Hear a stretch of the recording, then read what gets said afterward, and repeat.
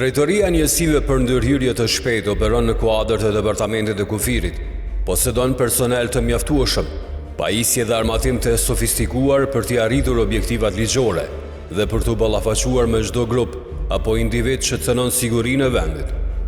Për herë të parë, drejtori i Drejtorisë së Njësive për ndërhyrje të shpejtë, Major Mehmet Ali Ajdini, flet për TV1, i cili thot se njësitë vartëse të kësaj drejtorie janë të aftësuar dhe të trajnuar për reagim në çdo moment.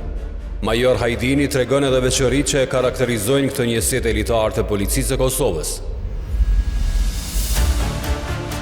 Njësitë e Drejtorisë së ndërhyrjes së shpejtë janë njësitë specializuar në kuadër të departamentit të kufirit, të cilat janë të trajnuara të menaxhojnë me situata të rrezikshme në zonën kufitare dhe më gjerë.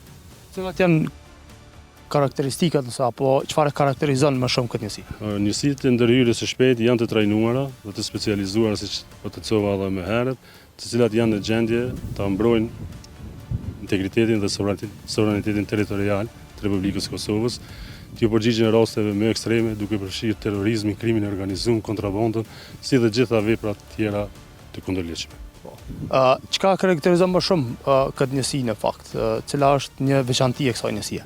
Veçanti e kësaj njësie këta djemë janë shumë të trajnuar, janë të përkushtuar ndaj këtij vendi, si dhe janë shumë të disiplinuar.